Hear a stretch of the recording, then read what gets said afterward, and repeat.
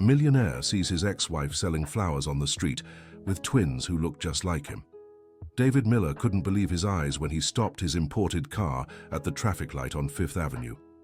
There, sitting on the sidewalk in front of the mall, was Jennifer, his ex-wife, wearing simple, worn-out clothes, surrounded by buckets full of colorful flowers. Beside her, two boys with brown hair and dark eyes watched him curiously. The resemblance was so striking that David felt his heart race. Then Jennifer looked up and saw him. Her face instantly paled, and she pulled the boys closer, as if shielding them from something. The twins, who looked about 9 years old, kept staring at the well-dressed man in the luxury car, unaware of the tension in the air. The light was still red when David stepped out of the car, leaving it running. His legs trembled as he slowly approached, as if walking toward a ghost from his past. Jennifer quickly stood up, gripping the boy's hands. "Jennifer," he whispered, his voice hoarse and uncertain. She didn't answer right away. Her eyes, which once lit up when she saw him, now held a mix of fear, anger, and something he couldn't quite place. The boys glanced between the two adults, sensing something important was happening. "Mom, who is that man?" one of the twins asked, tugging at her shirt. David felt like he'd been punched in the gut. The boy's voice, the way he called Jennifer Mom, and especially that face, a miniature version of his own as a child. He looked at the other boy and saw the same striking resemblance. "David," Jennifer finally spoke, barely above a whisper. "I can explain." "Explain what?" he asked, though deep down he already knew. His eyes kept darting between Jennifer's face and the boys. "Mom, the light turned green. People are honking," the other twin said, pointing behind David. He turned and saw his car still idling in the middle of the street. Quickly he went back, parked nearby, and rushed over. When he returned, Jennifer was nervously gathering scattered flowers. "Please don't make a scene here," she pleaded softly. "They don't know." "Don't know what?" David asked, though the question sounded foolish even to him. "Matthew, Michael, help me organize the flowers," Jennifer told the boys, who immediately obeyed. David watched the twins work. Matthew, who seemed a few minutes older, furrowed his brow in concentration, just like David used to. Michael, more relaxed, hummed quietly as he arranged the daisies, exactly how David did when he was happy. "How old are they?" he asked, though he'd already done the math. "9, Jennifer answered without looking at him. "They'll be 10 next month." 10 years. It had been 10 years since they'd separated. The math was simple and painful. David remembered their last fight, the harsh words they'd exchanged, how she'd walked out saying he'd never change, that he'd always put work before a family that didn't even exist yet. "Jennifer, we need to talk," he said, trying to keep his voice steady. "Not here," she replied quickly, "not in front of them." Dear listener, if you're enjoying the story, don't forget to like and subscribe to the channel. It really helps us newcomers. Now, back to the story. "Then where? When?" David pressed. "You can't just show up in my life after 10 years with my children and expect me to pretend I didn't see." The boys stopped arranging the flowers and looked at him. Matthew took a step forward. "Do you know our mom?" he asked with the innocent curiosity of a child. David looked at Jennifer, who shook her head almost imperceptibly, asking him not to say anything yet. He crouched down to the boy's level. "Yes, I do," he said softly. "Your mom and I were friends a long time ago." "So cool," Michael exclaimed. "Do you want to buy flowers? We're trying to sell them all so we can go home early today." "Go home early?" David repeated, looking at Jennifer.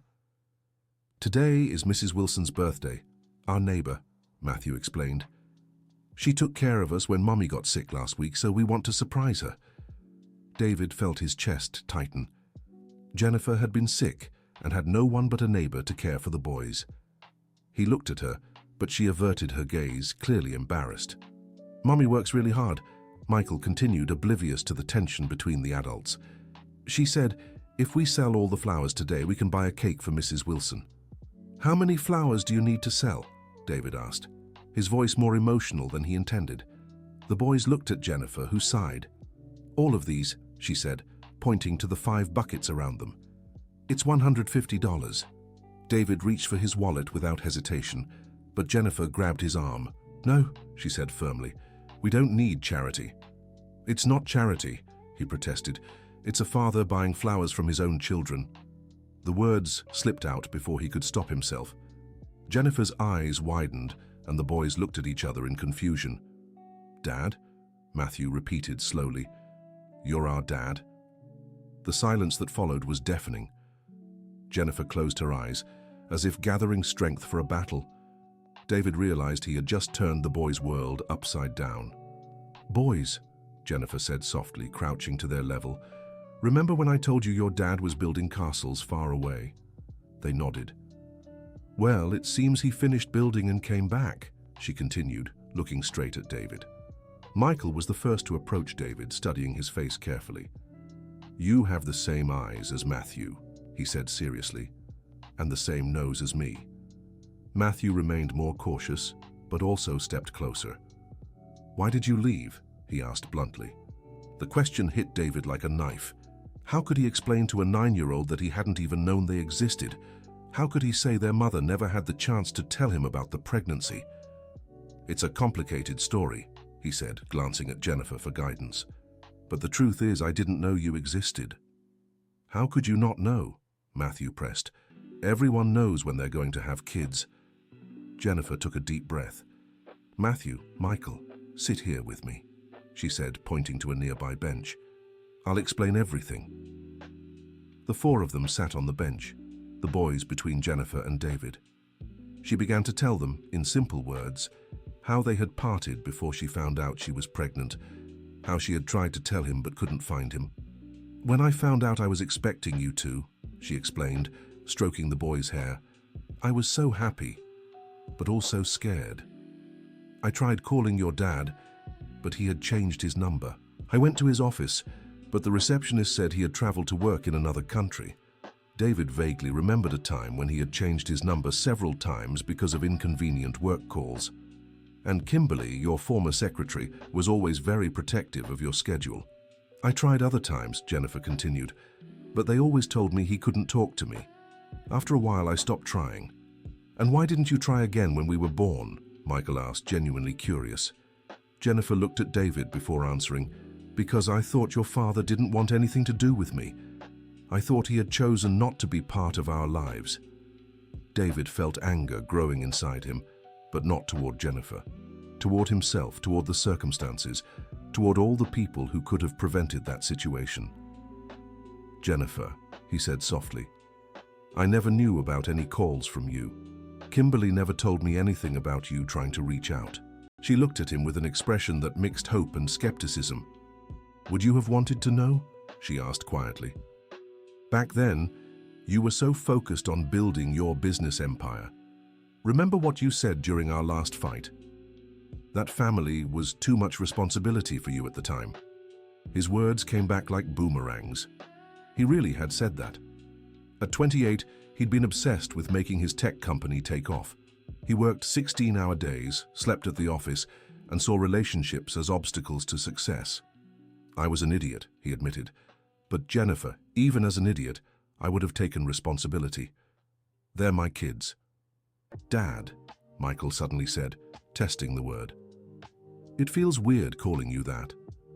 "You don't have to call me Dad if you don't want to," David said quickly. "I know this must be very confusing for you." "But are you really our father?" Matthew asked, still processing everything. "I am," David replied, his voice thick. "And I'm so sorry I wasn't here with you all these years." Michael stood up and examined David closely again. "Are you really rich?" he asked bluntly. "Michael," Jennifer scolded, embarrassed. "No, it's fine," David said, even smiling a little. "Yes, I have plenty of money." "Then why does Mom have to sell flowers on the street?" Matthew asked, with a child's simple logic. The question hung in the air like a weight. David looked at Jennifer, who avoided his gaze. "Because I didn't know you needed help," he said honestly. "But now that I do, I want to help with everything." "We don't need help," Jennifer said quickly. "We're fine." David looked around. The buckets of cheap flowers, Jennifer's worn-out clothes, the boys' shoes with holes. That was definitely not fine. "Jennifer, please," he said. Let me help. Let me be their father. Can you take us to see your house? Michael asked excitedly. If your mom says yes, David replied, looking at Jennifer. She hesitated for a long moment. Not today, she finally said. We need to talk first, alone. Tomorrow, then, Matthew suggested. Maybe, Jennifer answered. We'll see. A well-dressed woman approached them and stopped in front of the flower buckets. How much for the red roses? She asked. $10 for the bouquet, Michael answered promptly, standing up to help her. The woman picked 24 roses and handed Michael $20, making him beam. See, Mom, we've already made $40. He celebrated. David watched the boys' genuine joy over selling a few flowers and felt his heart tighten even more. His kids were happy to make $20 while he spent more than that on coffee at the office. Jennifer, give me your phone number, he asked. We really need to talk. She hesitated again, but finally wrote the number on a piece of paper. I'll call tonight, he said, after they're asleep. Okay, she agreed. David stood up, knowing he needed to leave before the situation became even more complicated, but he couldn't stop looking at the boys. Matthew, Michael, he said, it was really nice meeting you today. Are you coming back? Michael asked. If you want me to, and if your mom says it's okay, yes, he replied. We do, both boys said at the same time, making Jennifer sigh. David walked back to the car on shaky legs. When he turned to wave, he saw Jennifer hugging the two boys, and for the first time in years he allowed himself to cry. That night, at 10 o'clock, he called the number Jennifer had given him. Hello? She answered on the third ring. It's me, David said. Can we talk? They're asleep, she confirmed. We can talk. Jennifer, I need to know everything. How you live, where you live, how you got to this point. There was a long pause before she answered. David, this isn't a conversation to have over the phone. Then let's meet. Tomorrow after you finish selling the flowers. I don't sell flowers every day, she corrected. Only on Saturdays and Sundays. During the week, I work at a clothing store downtown. Which store? He asked. Why do you want to know? Because I want to understand how you live, Jennifer. I want to know everything about my children's lives. She sighed over the phone. Meet me tomorrow at 7 in the evening at the square near where you saw us today. But keep the boys out of this for now. They're very confused and excited. Deal, he agreed. Jennifer. Yes? Thank you for taking care of them alone all these years. I know it couldn't have been easy. Good night, David, she said and hung up. The following Sunday, David arrived at the square 15 minutes early. Jennifer was already there, sitting on the same bench where they had talked with the boys the day before. You're early, she observed as he approached. I couldn't wait any longer, he admitted, sitting beside her but keeping a respectful distance. Jennifer was wearing different clothes, still simple but neater than the day before. She looked down at her clasped hands in her lap. Where do you want me to start? She asked. From the beginning, David said. From the day you found out you were pregnant. Jennifer took a deep breath and began to tell her story. She had discovered the pregnancy 2 weeks after their separation. At first, she had been torn between fear and joy, but she decided she wanted to tell him in person. I called your office 3 times in the first week, she recalled. I always spoke with Kimberly. The first time, she said you were in a meeting. The second time, that you'd gone on a business trip. The third time, she was more direct and said you'd asked not to be disturbed with personal calls. David shook his head, irritated. Kimberly had been his secretary for 5 years and had always been very efficient, apparently too efficient. After a month of trying to reach you, I went to your office in person, Jennifer continued. Kimberly told me you'd accepted a job offer abroad and didn't have a return date. That's a lie, David said immediately. I never worked abroad. I never even considered it. I know that now, Jennifer said a bit bitterly, but back then I believed it. I thought you'd used our separation as a chance to start over somewhere else. And why didn't you try contacting my family? David asked. Jennifer let out a humorless laugh. I did try. I went to your mother's house when I was 4 months pregnant.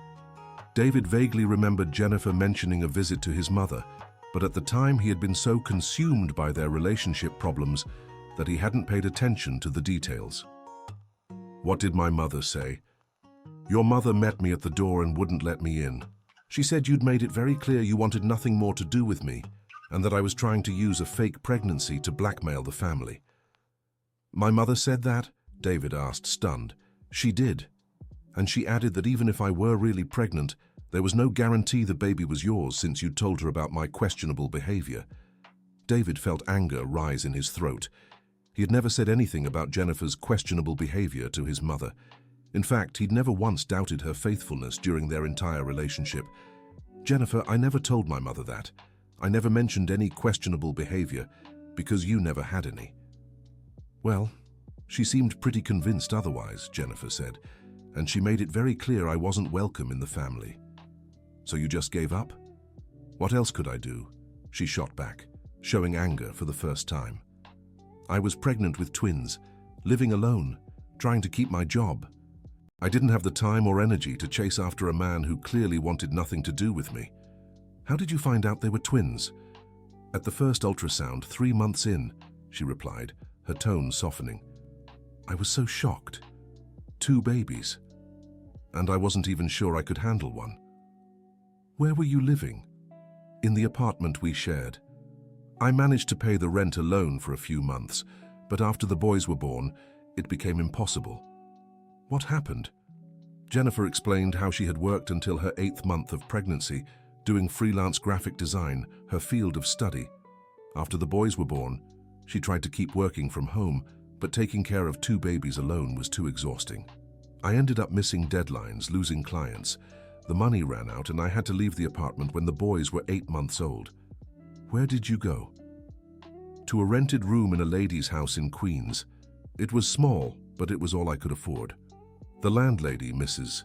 Johnson, sometimes watched the boys so I could work."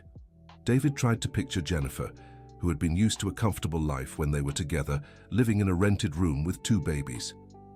"How did you manage financially?" "I found some part-time jobs at stores. I'd leave the boys with Mrs. Johnson and go to work. But it was hard to find employers who understood I had young kids and sometimes had to miss work when they got sick." Dear listener, if you're enjoying the story, don't forget to like and especially subscribe to the channel. It really helps us who are just starting out. Now, continuing. "And the flower selling?" "That started when the boys were 6, Jennifer explained. Matthew got sick and needed expensive medicine, and I didn't have enough money. A neighbor suggested I try selling flowers on weekends to make extra. Have the boys always helped?" "No," she said quickly.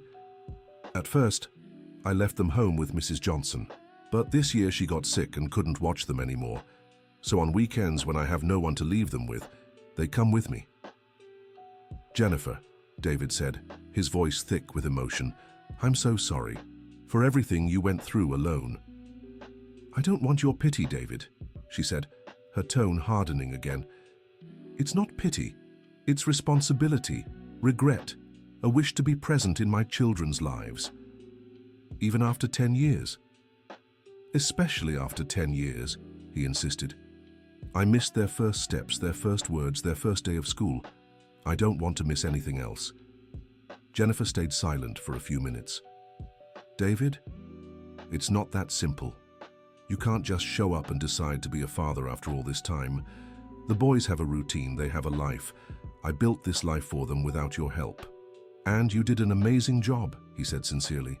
"They're polite, affectionate, smart. You did everything right. But now I'm here, and I want to be part of it. What exactly do you want?" David had thought about this all night. "I want to really know my sons. I want to understand what they like, what makes them happy, what worries them. I want to help financially, of course, but more than that, I want to be present." "And you think it's that easy? That you can just decide to be present and everything will work out?" "No, I know it's not easy. But Jennifer, look at where you're living, how you get by. You can be proud of raising them alone, and you should be, but they deserve more than this. They deserve a father. They deserve a more comfortable life." "Are you saying I didn't take good care of them?" "No," he said quickly. "I'm saying you shouldn't have had to do it alone." Jennifer stood up from the bench. "I need to think about all this," she said. I can't make hasty decisions that will affect my children's lives. Our children, David corrected softly. My children, she repeated firmly. For now. What do you need to trust me? David asked, standing as well. Time, she replied, and proof that you won't disappear from their lives when you get tired of playing dad. I would never do that. You don't know what you're capable of, David. 10 years ago, you also said you loved me and that you'd always be with me. The comparisons stung, but David knew she was right. He had made promises in the past that he couldn't keep. What do I need to do to prove this time is different? Jennifer hesitated. First, you need to understand that their lives don't revolve around money. They're happy even with little. If you come into their lives, you can't change everything overnight. I understand. Second, you need to be consistent. You can't show up when it's convenient for you and disappear when you have other priorities. I agree. Third, she paused and looked him straight in the eye. You need to respect me as their mother. I've made all the decisions about their lives until now. I won't let you come in and try to change everything without consulting me. That's fair, David agreed. Jennifer, I want you to know I never meant to abandon you. If I had known... But you didn't, she interrupted. And now we have to deal with reality as it is, not as it could have been. Can I see the boys again? Tomorrow. Tomorrow is Monday. They have school. After school then? Jennifer sighed. David, they have school in the morning, but in the afternoon they go to tutoring at a retired teacher's house in the neighborhood. That's where I can leave them while I work. What time do they get home? 6 in the evening. Can I have dinner with you? We usually have bread and milk for dinner most nights, she said, a hint of embarrassment in her voice. David's chest tightened again. Jennifer, please let me help, at least with food. The boys are growing, they need proper meals. They eat fine, she said defensively. You know they don't, he said gently. And it's not your fault. You did the best you could with what you had. But now they can have more. Jennifer was silent for a long moment. All right, she said finally. You can have dinner with us tomorrow.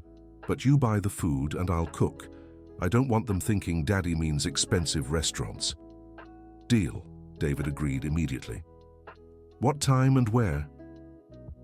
7 o'clock, she said, writing down an address on a piece of paper. It's our home. Thank you, Jennifer, really. Don't thank me yet, she said. You still have a lot to prove. The following Monday, David left work early for the first time in years. He stopped at the supermarket and bought ingredients for a simple but nutritious dinner: chicken, rice, beans, salad, and fruit for dessert. He also bought soda, something he guessed the boys didn't have often. The address Jennifer had given him was in a neighborhood in Queens that David had never visited. The streets were narrow, the houses modest and close together. When he found the right number, he saw it was a small house with a door and window painted in faded blue. Jennifer opened the door before he even knocked. They've been waiting for you since they got home from school, she said, unable to hide a small smile. Daddy! Matthew and Michael shouted in unison, running to hug him. David's heart raced. It was the first time they had called him Daddy on their own. Hi, boys, he said, crouching to hug them back. How was school today? The teacher asked if our essay about family was true, Michael said excitedly. We told her our dad came back and she was surprised. You wrote about me? We wrote about you coming back to our family, Matthew explained. The teacher said it was the most interesting essay in the class. David glanced at Jennifer over the boys' heads. She shrugged. They were excited, she explained. I couldn't get them to stop talking about you since yesterday. And what did you say in the essay? That our dad was building castles far away, but he finished and came home, Michael said. And now our family will be complete. David felt his eyes filling with tears. The boy's innocence and hope were both heartwarming and overwhelming. Come on, I'll show you our house, Matthew said, pulling David by the hand. The house was even smaller than David had imagined. The living room and kitchen were one space, with an old but clean couch, a small TV, and a dining table for 4. A door led to a narrow hallway. This is our room. Michael opened the first door, revealing a tiny bedroom with bunk beds and a small closet. And that's Mommy's room, Matthew pointed to another door. The bathroom is at the end. The entire house could fit inside the living room of David's mansion. But it was clean, tidy, and had a cozy charm his luxurious home had never had. "It's small, but it's ours," Michael said proudly. "It's a very good home," David said sincerely. "You take good care of it." "Mommy does," Matthew corrected. "She cleans everything herself every day before work." David looked at Jennifer, who was busy organizing the grocery bags in the kitchen. "Can I help?" he offered. "You can peel the potatoes," she said, pointing to a pot in the sink. As they cooked together, the boys talked about school, friends, and their favorite games. David learned that Matthew liked math, while Michael preferred gym class. Both loved to draw, a talent they'd clearly inherited from their mother. "Daddy, do you have a big house?" Matthew asked during dinner. "I do," David answered, glancing at Jennifer before continuing. "But a big house doesn't mean anything if you live there alone." "You live alone?" Michael asked. "I do. It's very quiet there." "That must be boring," Matthew observed. "Here there's always noise. Michael snores, the neighbors talk loud, and Mrs. Wilson sings in the morning." "And you like the noise?" "I do," Matthew replied. "Too much quiet is weird." After dinner, they sat on the couch to watch cartoons. David sat in the middle with a boy on each side. It was the first time in years he had watched television for pleasure without thinking about work. "Daddy," Michael said during a commercial, "are you sleeping here tonight?" David looked at Jennifer, who averted her gaze. "Not tonight," he said, "but I can come back tomorrow if you'd like." "We'd love that," they both said together. "Only if Mommy says it's okay," David added. "Mommy, can he?" Matthew pleaded. "Yes," Jennifer agreed, "but you both have to finish your homework first." "I promise." Michael jumped off the couch. "I'll get my homework now." "Me too." Matthew followed him. When the boys left the room, Jennifer turned to David. "They really like you," she observed. "And I really like them," he replied. "Jennifer, they're amazing. You've done a wonderful job raising them." "Thank you," she said softly. "Can I ask you something?" "Go ahead." "How do you manage? Working, taking care of the house, looking after them, and still selling flowers on weekends?" Jennifer sighed. "You do what you have to do when there's no choice. They depend on me." "But have you ever thought about asking for help? From your family, from friends?" "My family lives out of town.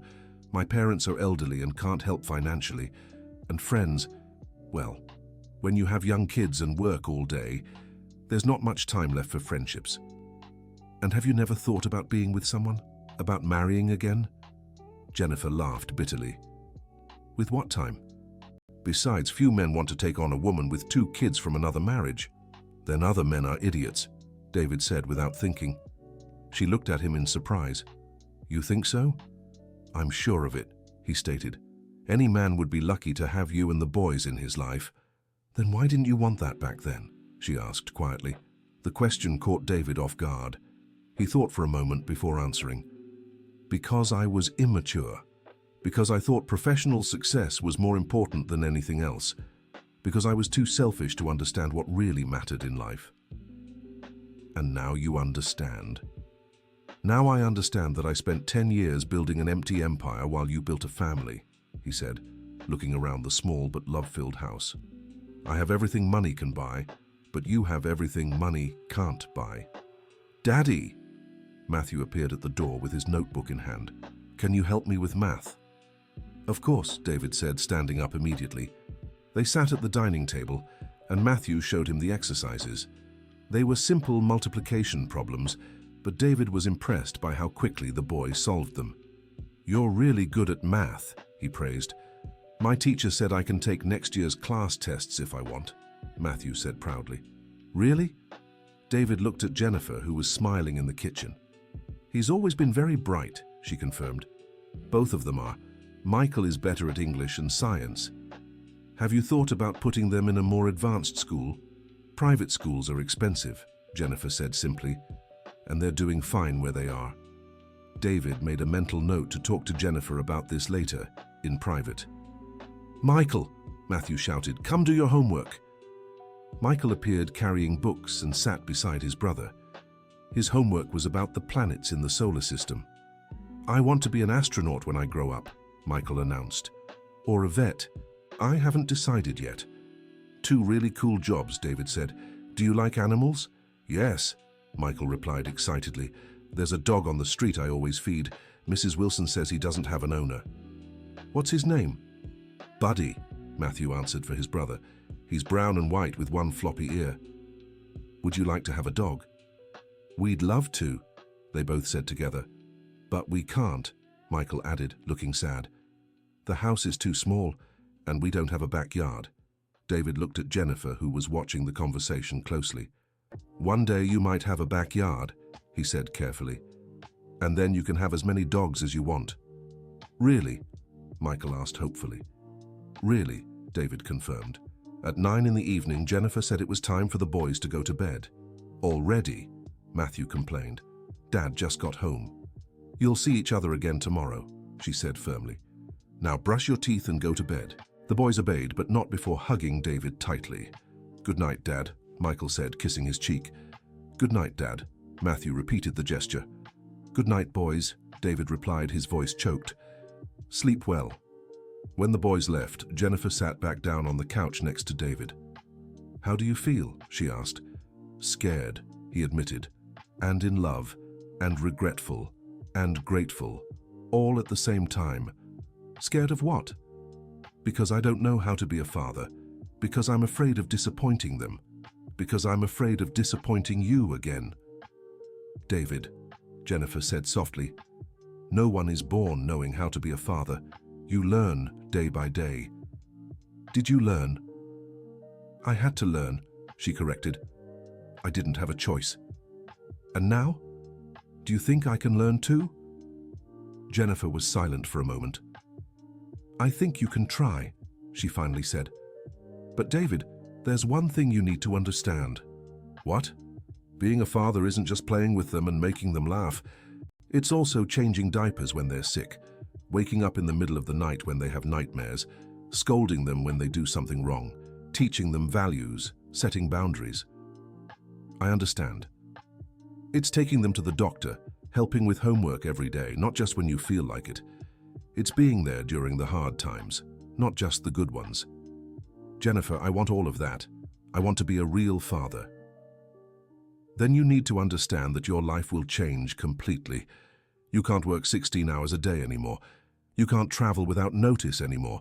You can't just think about yourself anymore. I know that. Do you really? She insisted. Because 10 years ago, you also knew that serious relationships require dedication, and yet you chose work. This time is different, David said, looking straight into her eyes. This time, I already know the price of losing you all. The following Thursday, David was leaving a meeting when his phone rang. It was Jennifer and she sounded nervous. David, can you pick me up from work? Something happened. Of course, he said immediately, grabbing his car keys. Where do you work? At Fashion Express on Broadway. But David, Matthew is with me. Matthew? He repeated, confused. Shouldn't he be in school? He got sick this morning. High fever. I brought him with me because I had no one to leave him with, but my boss found out and she fired me. David felt anger rising in his throat. She fired you because you brought your sick son. She said the store isn't a place for kids and that I should have found another solution. David, I need this job. I don't know what I'll do now. Don't worry, he said, already getting into the car. I'm coming to get you. How's Matthew? His fever went down a little, but he's weak. I wanted to go home, but now I don't even have money for the bus. Don't worry about that. I'll be there soon. David drove as fast as he could through New York traffic. When he arrived at the store, he found Jennifer sitting on the sidewalk with Matthew in her arms. The boy was clearly sick, pale, and listless. Hi, Dad, Matthew said softly when he saw David approaching. Hi, champ, David said, touching the boy's forehead. You still have a fever. A little, Matthew confirmed. Let's take you to the doctor, David decided, helping Jennifer up. David, I don't have health insurance, she said softly. Don't worry about that now, he replied, carrying Matthew in his arms to the car. At the private hospital, Matthew was seen immediately. The doctor diagnosed a common throat infection in children and prescribed antibiotics. Nothing serious, the doctor reassured them. He'll be good as new in 2 days. At the hospital pharmacy, Jennifer looked at the price of the medicine and paled. "David, it's almost $200 just for the medicine." "Jennifer, please," he said, already handing his card to the attendant. "Let me handle this." "I'll pay you back," she insisted. "No, you won't," he said firmly. "They're my kids too." In the car on the way home, Matthew slept in the back seat. Jennifer stayed silent, looking out the window. "What are you thinking about?" David asked. "I'm thinking I lost my job because of the boys," she said, her voice heavy with guilt. "You lost your job because your boss is a terrible person," David corrected. "Any mother would have done what you did. But now, how will I pay the bills? How will I buy food for them?" "Jennifer, look at me," David said, stopping the car at a red light. "You're not alone anymore. You don't have to worry about that." "I don't want to depend on you," she said stubbornly. "It's not dependence. It's partnership, shared responsibility. The way it should have been from the start." When they got home, Michael ran to greet his brother. "Is Matthew going to be okay?" he asked worriedly. "He will be," David reassured him. "The doctor said he'll be good as new in 2 days." "That's good," Michael sighed in relief. "I was scared." David helped Jennifer put Matthew to bed and gave him his first dose of medicine.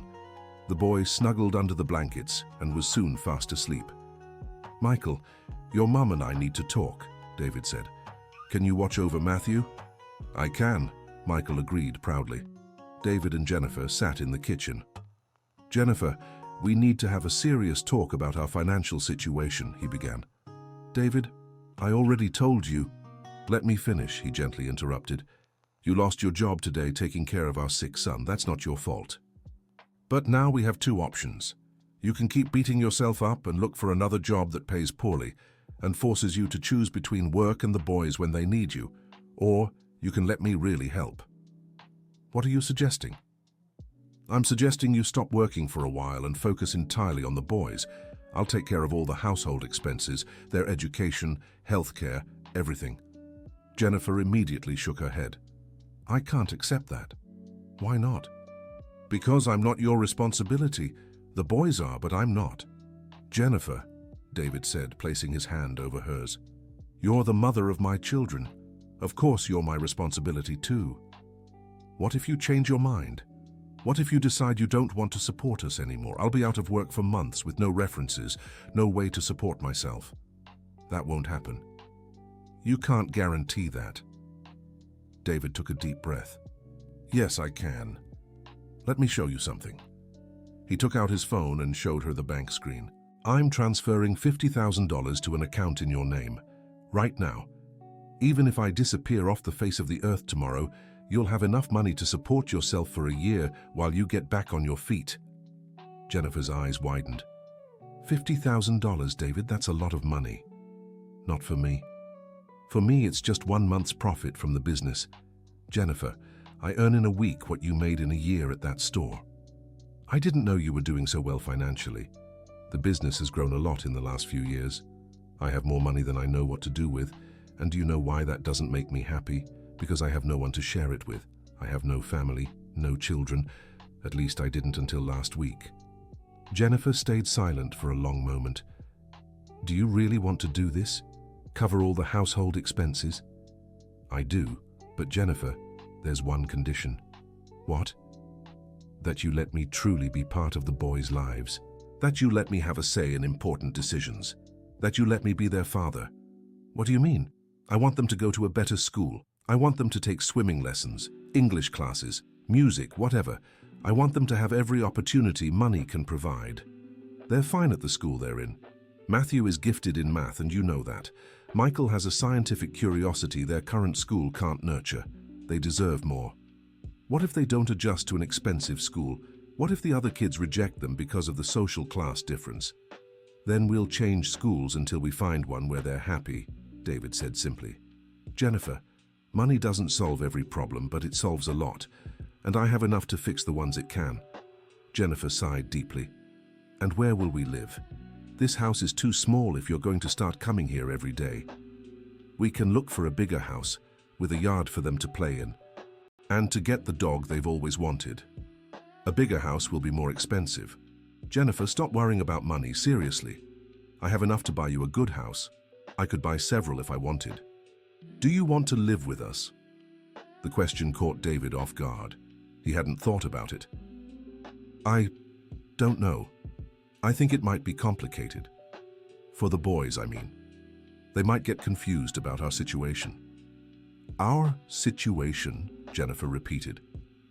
Jennifer, we're parents to the same children, but that doesn't automatically mean we're a couple.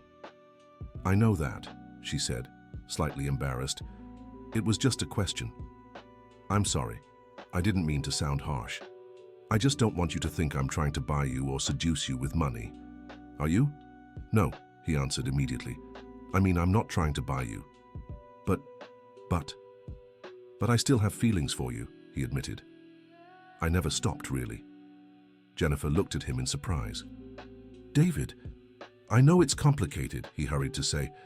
I know you have every right to hate me after what you went through alone. I know I lost the right to have an opinion on this, but you asked, and I'm being honest. And what do you expect me to do with that information? Nothing, he said, for now. I just want the chance to prove I've changed, as a father, as a man, as a person. The rest will come with time. Dear listener, if you're enjoying the story, don't forget to like and subscribe to the channel. It really helps us who are just starting out. Now, back to the story. They were interrupted by Michael, who appeared in the kitchen. Matthew woke up and is asking for water, he reported. I'll take it, Jennifer said, standing. Can I come with you? David asked. In the boys' room, Matthew was sitting up in bed, still half asleep. Hi, Dad, he said when he saw David. You're still here? Still here. How are you feeling? Better, Matthew replied, taking a sip of water. My throat doesn't hurt as much. That's good. You need to take your medicine one more time today. Dad, Michael said, sitting on his brother's bed. Mom said you're going to help us get a bigger house. David looked at Jennifer, who shrugged. He overheard our conversation, she explained. Is it true? Matthew asked excitedly. Maybe, David said carefully, if your mom agrees. We agree, Michael said immediately. We want a house with a backyard. And with a bigger room, Matthew added, so we can study better.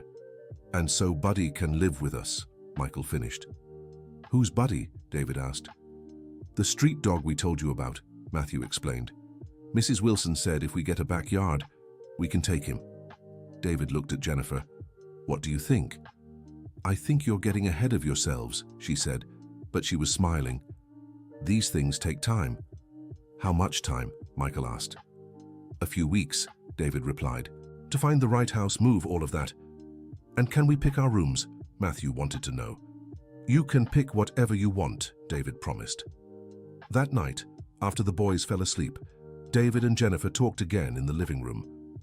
Are you sure you want to do all this? She asked. Absolutely, he answered. Jennifer, I lost 10 years of my kids' lives. I don't want to lose another day. What if they get used to this lifestyle, and then you change your mind? I won't change my mind. How can you be so sure? David thought for a moment before answering. Because the first time they called me Dad, I understood the meaning of my life. It's not about making money or career success. It's about being their father, being present in their lives, giving them everything I didn't have as a child. What didn't you have? A present father, David said simply. My dad was always traveling for work. When he was home, he was busy with something important. I grew up promising myself that when I had kids it would be different. And yet you almost repeated the pattern. I did repeat it, he corrected, for 10 years, but now I have the chance to change that. David, being a present father isn't just about having money and buying them things. I know. It's waking up in the middle of the night when they have nightmares, helping with homework, going to school meetings, talking about their problems, teaching values, giving love, attention, time. And you're willing to do all that? I'm willing to learn how to do all that, he corrected. Jennifer, I know I don't know how to be a dad, but I want to learn, and I want to learn from you because you've done an amazing job with them. Jennifer got emotional. They're good kids, aren't they? They're the best people I've ever met, David said sincerely. And that's thanks to you. To us, she corrected. Half their genes are yours. But 100% of the parenting was yours. They sat in silence for a few minutes. All right, Jennifer finally said. Let's try. Really? Really. But David, at the first sign, you're tired of this dad life. At the first sign, you're prioritizing work over them. I cut all contact. Understood? Understood. And I agree. If I do that, I deserve to lose you all again. Then it's settled. She held out her hand. Partners in raising the boys.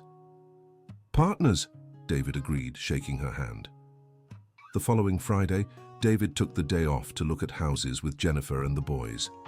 Matthew had fully recovered, and both were thrilled about the move. We want a house with a big backyard, Michael repeated for the 10th time in the car. And with a tree to climb, Matthew added. And a room for each of us, Michael finished. You don't want to share a room anymore? Jennifer asked, surprised. We do, Matthew answered. But it's nice to have our own space too. Very mature words for a 9-year-old, David observed. The tutor told us that, Michael explained, that it's important to have personal space. The first house they visited was too big, 5 bedrooms, 3 bathrooms, a pool. It's too large, Jennifer whispered to David. The boys will feel lost here. And way too expensive to maintain, she added. Jennifer, stop worrying about money, David said for the 1,000th time. I can't help it. I've spent too long counting every penny. The second house was more suitable. 3 bedrooms, 2 bathrooms, a big backyard with a large oak tree. This one's perfect, Michael shouted, running across the yard. Look how big this tree is, Matthew exclaimed, trying to wrap his arms around the oak's trunk. Mom, can we climb the tree? Michael asked. You can, but be careful, Jennifer allowed. While the boys explored the yard, Jennifer and David talked to the realtor. The house is in excellent condition, the realtor explained. The previous owners took great care of it. 3 bedrooms, one of them a master suite, a spacious living room, and a kitchen with a separate laundry area. And the price? Jennifer asked, even though David had already told her not to worry about it. When the realtor named the price, Jennifer paled. David, that's way too expensive, she whispered. For you, maybe. For me, it's what I spend on 3 months of office rent, he murmured back. But I'd feel guilty living in such an expensive house. Jennifer, would you feel guilty seeing the boys happy?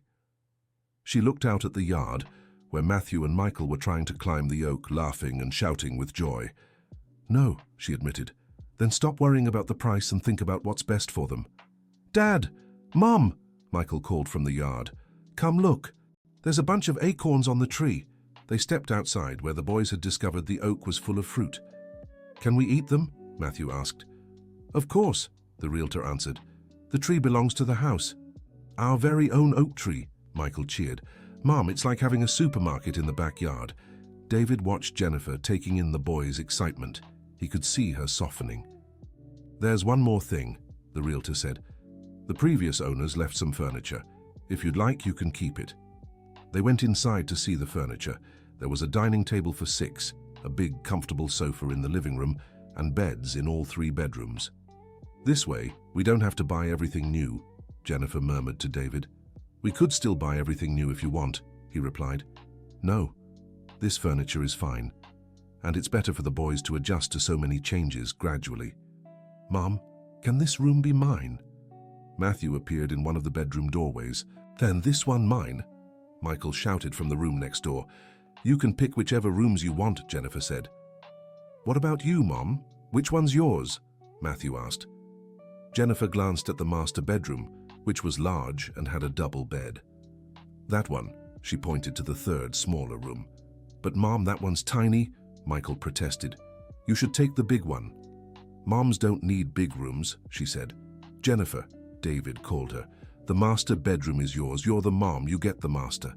But it has a double bed. I don't need a double bed. Doesn't matter. The room is yours. The realtor smiled, watching the family's dynamic. So, do you want to make an offer? He asked. David looked at Jennifer. What do you think?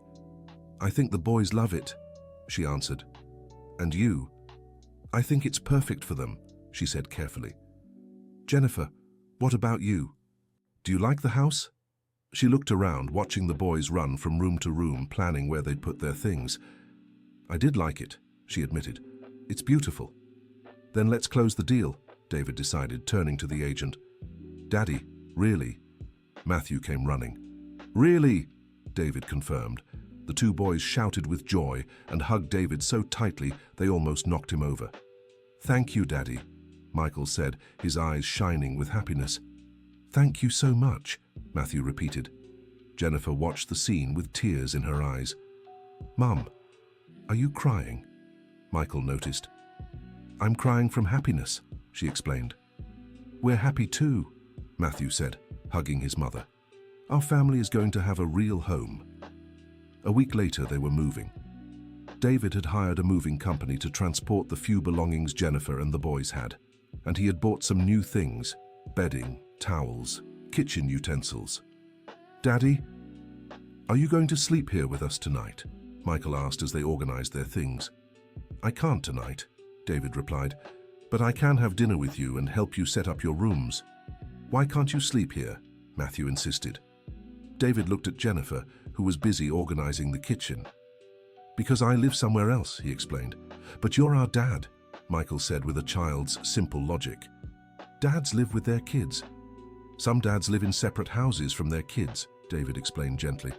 Why? Matthew wanted to know. Because it's complicated, David said, unsure how to explain the situation without confusing the boys further. Mommy, Michael went to the kitchen. Why can't Daddy sleep here? Jennifer stopped putting away the plates and looked at David. It's an adult question, she finally said. When you're older, you'll understand better. But we want him to sleep here, Matthew insisted. I know you do, Jennifer said patiently. But sometimes adults have to do things differently than what kids want. That's not fair, Michael muttered. Many things in life aren't fair, Jennifer said, but that doesn't mean we can't still be happy. That night, after dinner and helping the boys set up their rooms, David prepared to leave. The boys were clearly unhappy about it. Will you come back tomorrow? Matthew asked. I will, David promised. And we'll pick up Buddy so he can live here with you. That cheered the boys up a little. Really? Michael asked excitedly. Really. But first, we have to buy dog supplies. Food, a leash, a bed, toys. Can we go to the pet store tomorrow? Matthew suggested. We can, David agreed. After the boys went to bed, Jennifer walked David to the door. How are you feeling? He asked. Scared, she admitted, and grateful, and guilty. Guilty why? For accepting so much help, for letting you pay for all this. Jennifer, how many times do I have to say you shouldn't feel guilty about this? It's hard for me, she explained. I spent 10 years being independent, owing nothing to anyone. And now you owe me nothing either. I'm doing this for my children. And for me. The question caught David off guard. What do you mean? Are you doing this for me too? Or just for the boys? David hesitated before answering. I'm doing it for the boys, he finally said. But I won't lie and say I don't care about you. I do care a lot. But I understand you need time. I understand you have every right not to want anything with me beyond raising the boys together. What if I wanted more than that? David looked at her in surprise. Jennifer, I'm just asking, she quickly added. Hypothetically, I'd be very happy, he answered honestly. But Jennifer, I don't want you to feel pressured into anything. I don't want you to think you have to stay with me because of the financial situation or because of the boys. And what if it wasn't because of that? What if it was because I still have feelings for you? David felt his heart race. You do? I don't know, she said honestly. I spent so much time being angry at you that I don't even know what I feel anymore. But sometimes when you're playing with the boys, or when you look at them with so much love, I remember why I fell for you all those years ago. Jennifer, but I also remember why we split up, she continued, and I'm afraid you haven't changed as much as you think. How can I prove I've changed? Time, she said simply. And consistency. How much time? I don't know, maybe months, maybe years. I can wait, David said. I'll wait as long as it takes.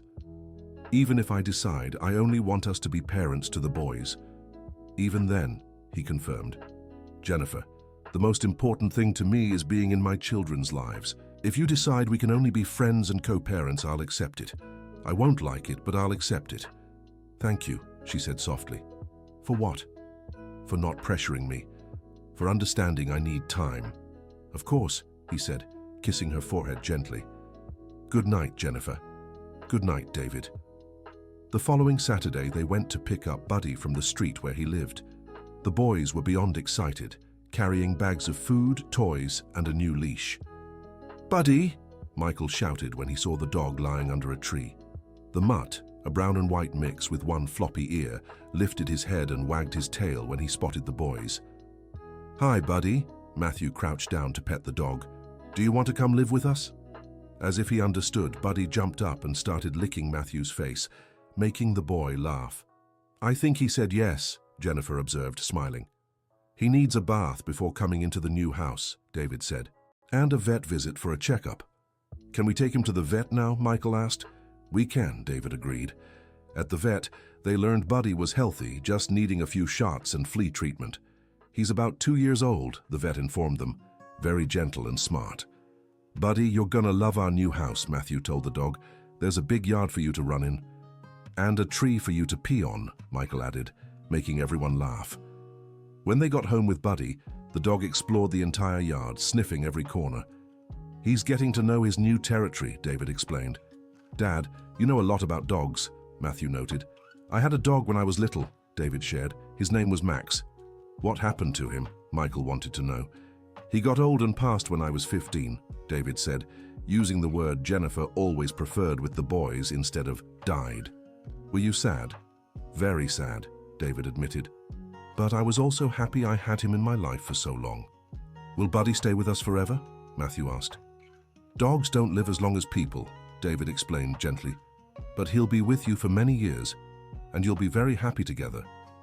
We'll take really good care of him, Michael promised. I'm sure you will, David said.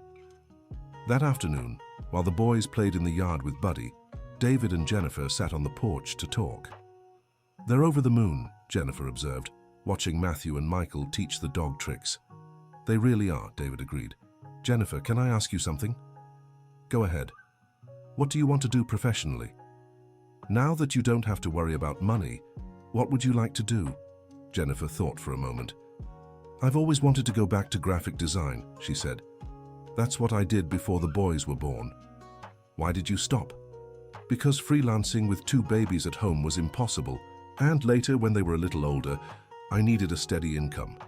I couldn't rely on sporadic projects. And now? Now, I feel like trying again, she admitted. But this time at my own pace, choosing the projects I want to do. That makes me really happy, David said sincerely. Why? Because I want you to be happy. I want you to pursue your dreams, not just take care of the boys. I am happy taking care of the boys. I know you are, but you can be happy taking care of them and doing what you love professionally too. Jennifer smiled. You really have changed, she observed. In what way? 10 years ago, you'd have been upset if I mentioned working. You'd have said my place was at home. David looked embarrassed. Did I really say that? Yes, you did. Several times. I was a sexist jerk, he admitted. I'm sorry. You were a product of how you were raised, Jennifer said generously. But it's good to see you've moved past that. I'm still learning, David confessed. Sometimes I say things without thinking the way my father used to. Everyone has habits from how they were raised. What matters is recognizing them and trying to change. They watched the boys play in silence for a few minutes. David, Jennifer said suddenly. Yes?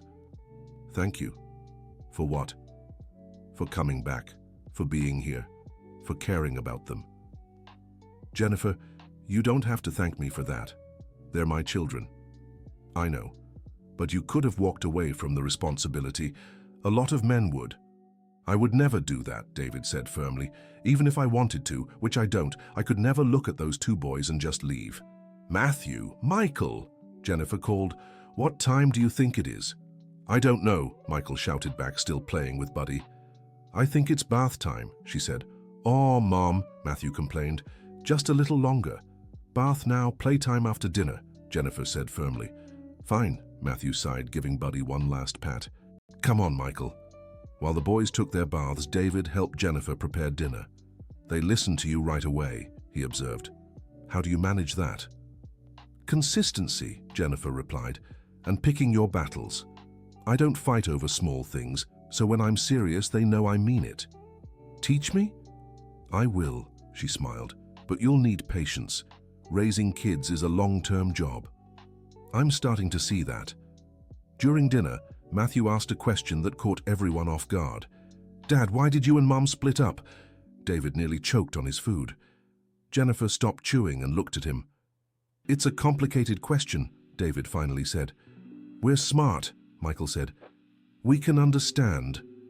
Jennifer and David exchanged glances. Remember when you two fought last week over the toy? Jennifer began. Yeah, both boys answered. And how mad you were at each other.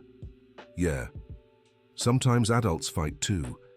And sometimes the fights are so big they think it's better to be apart for a while. But are you still fighting? Matthew asked. No, David replied. We're not fighting. Then why don't you live together? Michael pressed. Because sometimes, even when we're not fighting, we need time to be sure we can live together again, Jennifer explained. Like when Michael and I fight, Matthew said thoughtfully. Sometimes we don't play together for a while, even after we make up. Exactly, Jennifer confirmed. And will you two live together again someday? Michael asked hopefully. Maybe, David said carefully. Or maybe not. But what matters is that both of you know we love you and will always be here for you. Even if you don't live together, Matthew wanted to be sure. Even if we don't live together, Jennifer confirmed. Later, after the boys had gone to bed, Jennifer and David talked in the kitchen while washing the dishes. They asked a tough question, David remarked. They did, but I think we handled it well.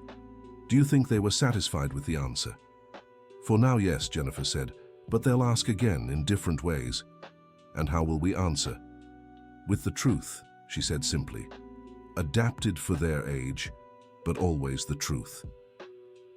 Jennifer, can I ask you something personal? Go ahead. Have you ever thought about what it would be like if we tried again? As a family, I mean. Jennifer stopped scrubbing the plate in her hand. I have, she admitted. Sometimes. And what do you think? I think it would be good for the boys. I think it would be easier for all of us. I think it makes sense. But I also think about what happened last time. I think about how painful it was when it ended. I wonder if I could go through that again if it didn't work out. What if it didn't fail this time? How can we be sure it wouldn't? We can't, David admitted. No one can be absolutely certain about the future. But Jennifer, we're different people now. I'm different, you're different. Maybe together we'd be different too. Maybe, she agreed. But David, if we tried again and it didn't work out, it wouldn't just be us who suffered. The boys would too. And if we don't try and always wonder what could have been? Jennifer sighed. I don't know, David, I really don't. Can I make a suggestion? What suggestion? That we keep things as they are for a while. I'll come here every day, we'll have dinner together, I'll help with the boys. And we'll see how things develop naturally. No pressure at all, he promised. If someday you feel like trying something more serious, you tell me. If you never feel that way, that's okay too. And you can accept that? Living with the uncertainty? I can, David said, because being here with you, even with uncertainty, is better than not being here at all. Jennifer finished drying the plate and turned to him. All right, she said. Let's see how things go. All right, David agreed. They looked at each other for a moment and David wanted to kiss her, but he held back. He had promised no pressure and he intended to keep that promise. Good night, Jennifer, he said, kissing her forehead gently. Good night, David. In the weeks that followed, they settled into a routine.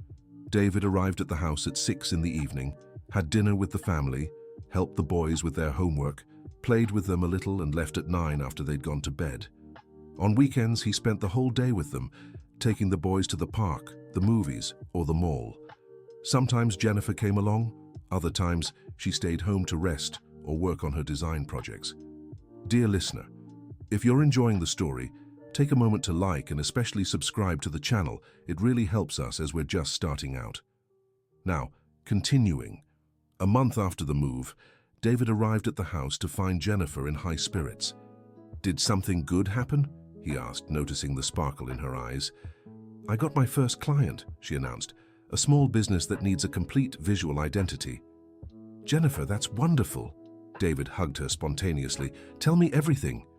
"An old friend from college recommended me. The company owner saw some of my old work and liked my style." "How much will they pay?" $3,000 for the complete project."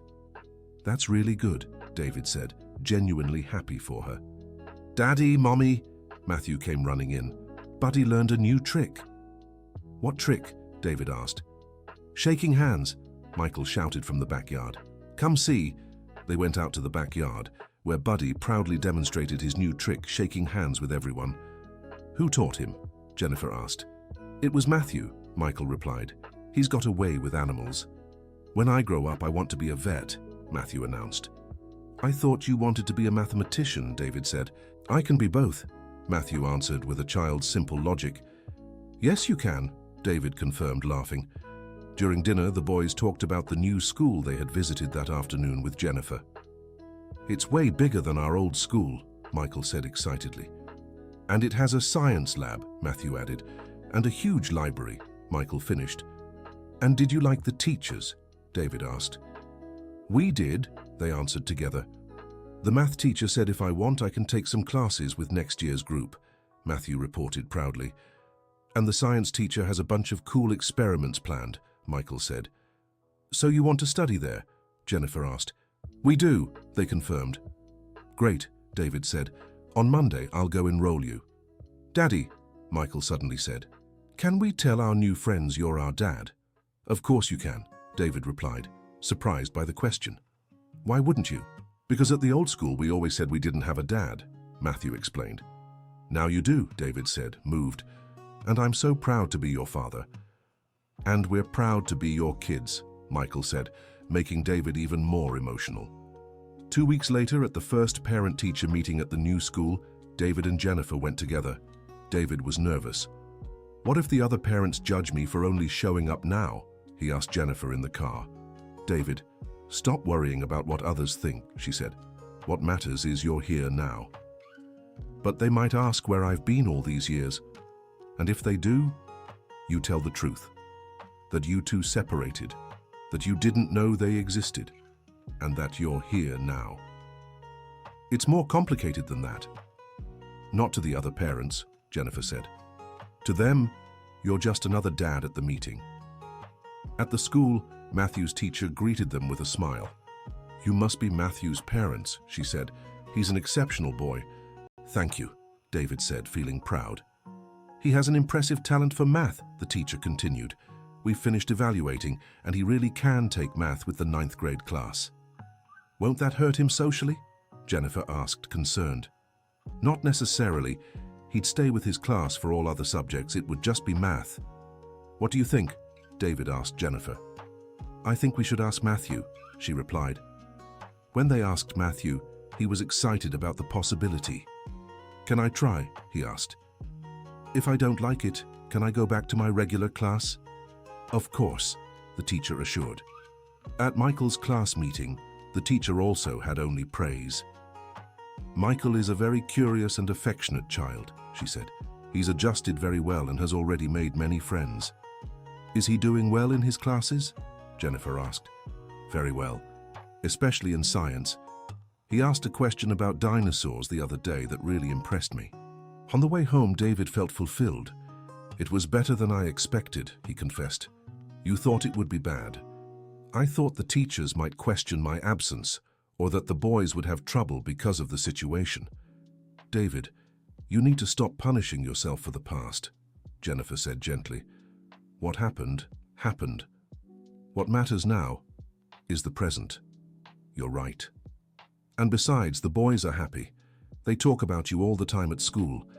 To them, you've always been the dad who was building castles far away.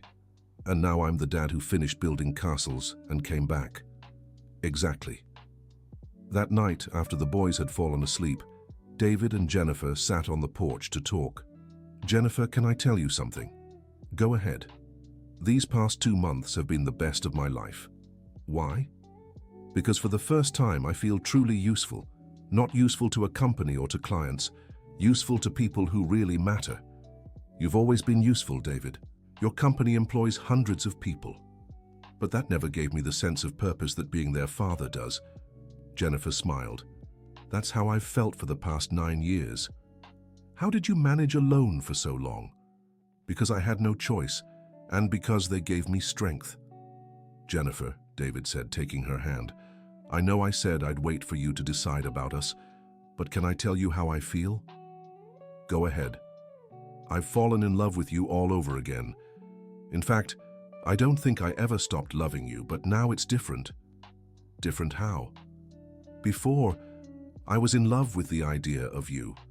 Now, I'm in love with who you really are, with the amazing mother you've become, with the strong woman you've grown into, with the generous person you've always been, but I was too foolish to appreciate. Jennifer was silent for a moment. David, you don't have to say anything, he quickly added. I just wanted you to know. I have something to tell you too, she said softly. What? I've fallen in love with you again too. David felt his heart race. Really? Really, she confirmed. With the devoted father you've become, with the present, caring man you are now, with the person who managed to change and grow. Jennifer. But I'm still afraid, she continued. Afraid of what? That it's too soon. That we're getting carried away by the emotions of the moment. That you'll go back to prioritizing work once the novelty fades. That won't happen. How can you be sure? Because I've completely changed my priorities. I've delegated almost everything at the company. I have trusted partners handling day-to-day operations. My role now is more strategic, and that gives me much more time to be present here. Even so, David, I think we should take more time. How much time do you need? I don't know. A few months? A year? I can wait, David said. I'll wait as long as it takes. Thank you. But can I ask you something? Go ahead. Can I kiss you? He asked, moving closer. Jennifer looked into his eyes for a long moment. You can, she whispered. David kissed her gently, as if she were made of porcelain. It was a kiss full of tenderness, longing, and promises.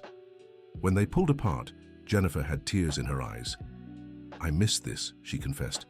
Me too, David said, caressing her face. So much. But David, this doesn't change anything about us needing time. I understand, he said. Just let me kiss you now and then. Jennifer laughed. I'll consider it, she teased. 3 months later, on a Saturday morning, David woke up to his phone ringing. It was Jennifer, and she sounded nervous. David, can you come over now? Of course, he said, jumping out of bed. Is something wrong? It's about the boys. They made a proposal. What kind of proposal? You'd better hear it in person. How long does it take you to get here? 20 minutes, David said, already getting dressed. Jennifer, is everything okay? Yes, it is. It's just unusual.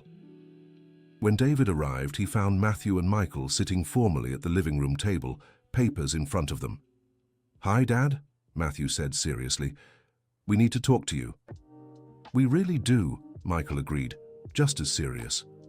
David looked at Jennifer, who shrugged and smiled. Sit down, Matthew pointed to the chair across from them. David sat, intrigued. What's this about? Matthew picked up one of the papers. We made a list, he announced. A list of what? Reasons why you should live here with us, Michael explained. David's eyes widened. Really? Really, Matthew confirmed. First reason, you're already here every day anyway. Second reason, Buddy likes you more than anyone else. Michael continued reading. Third reason, you make the best pancakes in the world.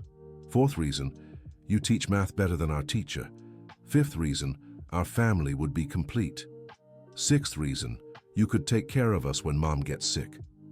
Seventh reason, you could protect us from monsters under the bed. Eighth reason, you'd make Mom happier. Matthew stopped reading and looked at David. And we also made a list of things you'd have to promise if you came to live here. What things? David asked, trying not to laugh. Michael picked up another paper. First promise, never leave again. Second promise, help with homework every day. Third promise, make pancakes on Sundays. Fourth promise, play with Buddy in the backyard. Fifth promise, don't fight with Mum. Sixth promise, take us to the park on weekends. Seventh promise, tell us stories before bed. Eighth promise, love us forever. When Michael finished reading, both boys looked at David expectantly. So, Matthew asked, do you accept our proposal? David was too emotional to speak right away. He looked at Jennifer, who had tears in her eyes. Did you talk about this with Mom? He finally asked. We did, Michael confirmed. She said, if you wanted to, and promised everything on the list, she'd let you. Mom, Matthew turned to Jennifer. Tell Dad what you told us. Jennifer stepped closer and sat beside David. I told them I want you to live here too, she said softly, if you want to. Jennifer, David said, taking her hand. Are you sure? I am, she replied. These months have shown me you've really changed, and that we work as a family. So, do you accept, Dad? Michael asked eagerly. David looked at the three hopeful faces in front of him. I accept, he said, his voice thick. I accept all the conditions on the list. Matthew and Michael cheered and jumped into his lap. Really? Matthew asked. You're going to live here? Really, David confirmed. If your mum wants me here. I do, Jennifer said, kissing him gently. Very much. Ooh, Michael made a face. Are you going to kiss all the time now? Just a little, Jennifer laughed. Dad, Matthew said seriously again, you won't regret it later, will you? Never, David promised. This is the best decision I've ever made in my life. Even better than getting rich? Michael asked. Much better than getting rich, David confirmed. Money doesn't hug us. Money doesn't laugh at our jokes. Money doesn't say it loves us. And do we say it? Matthew wanted to confirm. You do, David said, hugging them both. And so do I. I love you both so much. We love you too, Dad, they said together. That afternoon, David went back to his mansion to get his things. Looking around the huge, empty house, he wondered how he had managed to live there alone for so many years. He packed only the essentials, clothes, a few personal items, some books. The rest could stay. The mansion would be sold or rented. His new life was in a small house with a backyard, with an incredible woman and two boys who called him Dad. When he returned to the house, his home now, with his bags, he was greeted like a hero. Dad's back, Michael shouted, running to hug him. To stay forever, Matthew added. To stay forever, David confirmed. That night, as they tucked the boys into bed, Matthew asked a question. Dad, now will you and Mom sleep in the same room? David looked at Jennifer. Yes, we will, she answered, like Mums and Dads do. That's good, Michael sighed contentedly. Now our family is really complete. After the boys fell asleep, David and Jennifer sat on the bed in the master bedroom. How do you feel? She asked. Scared, he admitted, and happy, and grateful, and in love. Scared of what? Because now I can't afford to make mistakes. Now they're counting on me forever. David, Jennifer said, cupping his face in her hands, you won't make mistakes. And if you do, we'll fix them together. Together, he repeated. I like the sound of that. Me too. They kissed, and for the first time in 10 years, David felt whole. 6 months later, on a Sunday morning, David woke up to noise in the kitchen. He went downstairs and found Matthew and Michael making breakfast. What are you doing? He asked, still sleepy. Surprise, Michael shouted. It's Father's Day. And we made breakfast for you and Mom, Matthew explained. You really did. David was moved. All by yourselves. Michael broke 2 eggs, Matthew confessed, but we managed to make pancakes. And coffee, Michael added proudly. Jennifer appeared in the kitchen, still in her pajamas. Something smells good, she said. Did you cook? For Father's Day, the two said in unison. But I'm not a father, Jennifer laughed. You're a mom, Matthew explained patiently. And moms deserve surprises on Father's Day too. Because without moms there wouldn't be dads, Michael added with childlike logic. David wrapped his arm around Jennifer's waist. They're right, he said. Without you, I'd never have been a dad. Come on, Matthew called. The pancakes are getting cold. They sat at the table the boys had set with flowers from the backyard. Dad, Michael said as they ate, do you still feel sad about losing so much time without us? Sometimes I do, David admitted. But then I remember what matters isn't the time we lost. It's the time we have from now on. And how much time do we have? Matthew asked. Forever, David said without hesitation. Even when we're old, Michael wanted to know. Even when we're old, Jennifer confirmed.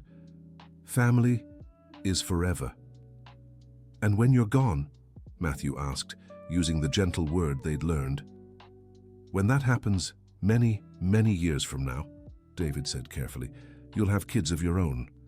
And you'll teach them everything you learned from us. Like love, Michael said. And how important family is, Matthew added. And how to make pancakes, Michael finished, making everyone laugh. Later that day, they were in the backyard watching Buddy play when a neighbor appeared at the gate. Hi, Jennifer, the woman greeted. This must be your husband. David and Jennifer exchanged a glance. They hadn't officially married yet.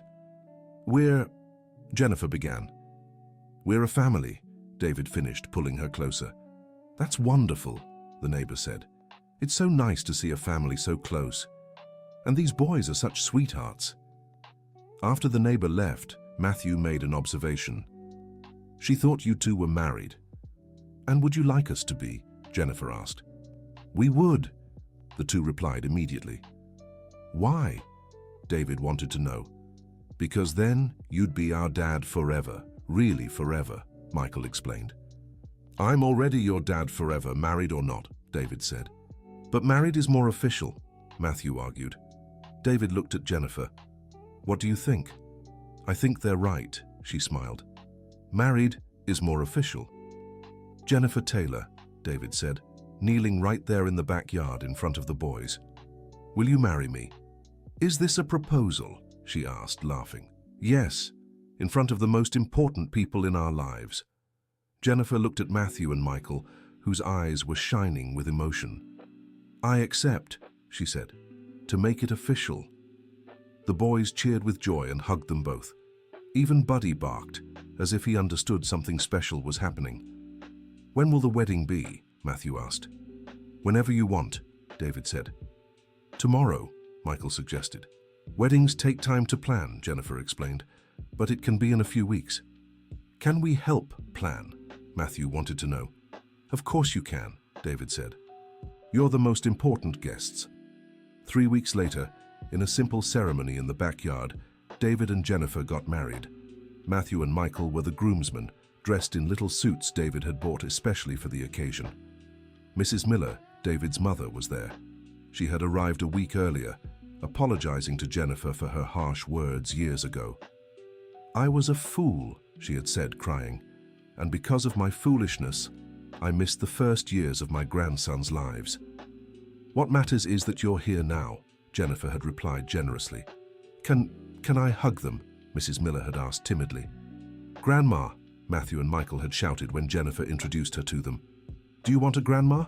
Mrs. Miller had asked, emotional. Yes, we do, they had answered, hugging her tightly. Now, during the ceremony, Mrs. Miller cried with emotion, seeing the family together. You may kiss the bride, the officiant announced. David and Jennifer kissed to the applause of Matthew, Michael, Mrs. Miller, a few close friends, and even the neighbors who had been invited. Now we're a real family, Michael exclaimed. We've always been a real family, David said, lifting him into his arms. Now we're an official family. During the backyard celebration, Matthew approached David. Dad, Can I tell you a secret? Go ahead. I always knew you'd come back. How so? In my dreams, I saw a man who looked like me coming to get us. When I saw you on the street that day, I thought, it's him, the man from my dreams. David was moved. And did you tell Michael? Yes. He dreamed about you too, but in his dreams, you were building a big house for us to live in. David looked around the backyard where everyone was happy, talking and laughing. You know this house is much better than any big house I could have built, right? Why? Matthew asked. Because this house has love, David explained. And love is the most important thing a house can have. More important than a big backyard, Michael asked, appearing out of nowhere. Much more important, David confirmed. More important than an oak tree, Matthew pressed. More important. More important than Max, Michael wanted to know. Well, David pretended to think. Max is loved too, isn't he? The boys laughed. Dad, you're funny, Matthew said. And you're the best sons in the world, David replied, hugging them both. Jennifer walked over to them. Can I join the family hug? She asked. Always, the three replied together. And there, in the backyard of the small but love-filled house, embraced by his children and his wife, David finally understood the true meaning of success. It wasn't having a thriving business. It wasn't having money in the bank. It wasn't owning an empty mansion. Success was being there, in that moment, with the people who loved him unconditionally.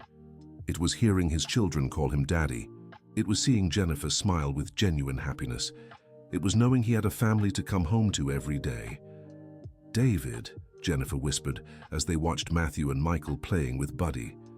Yes? Thank you. For what this time? For coming back, for staying, for becoming the man I always knew you could be. Thank you, he replied, for forgiving me, for giving me the chance to be a father, for building this amazing family on your own and letting me be part of it. Forever? She asked, echoing the boy's words. Forever, he promised.